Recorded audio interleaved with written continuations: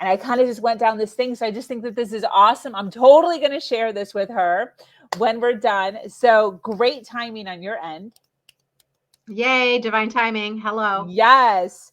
So I want to ask, before we dive into all the awesomeness that you do now currently in your world, I love to dive deep into the past, because I think sometimes, especially around this age, like 30s, 40s, 50s, we kind of like start stepping into who we are.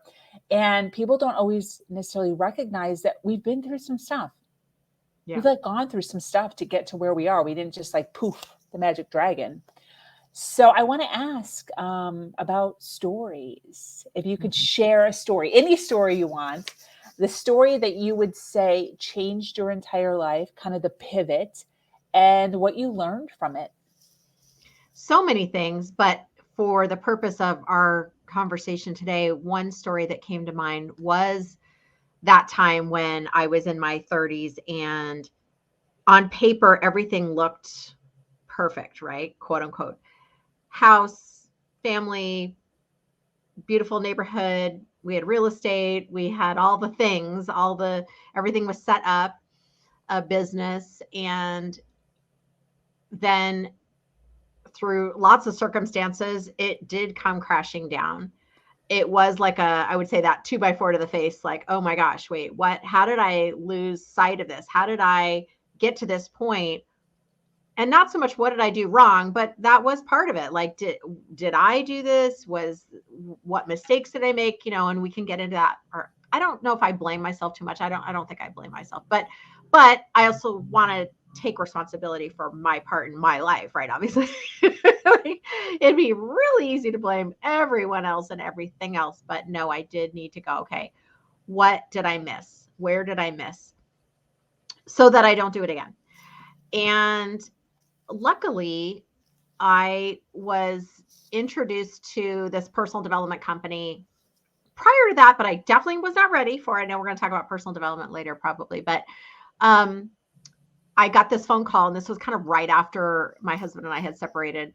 And he's like, hey, we've got this workshop. It could have been called anything. I didn't even care what it was called, to be honest. I was like, sounds good. I could probably use that. What am I trying to shift? Oh, I don't know. Love and money. That's it. Nothing else. Those are the only two things I'm working on. Like two of the biggest pillars of our life, right? No I'm like, big deal. in a weekend, please. And then I'll be fine and just be on my way. And what I discovered in that workshop was really a key pattern that continues to come up even now, even after years and years of not only diving into my own personal development work, but teaching it. And of course, I see it a lot clearer now, but it's really that not enoughness, that nothing is enough. Nothing. I used to call it the bottomless pit of recognition, like this, just, I cannot have enough awards or enough love, enough success, all the things.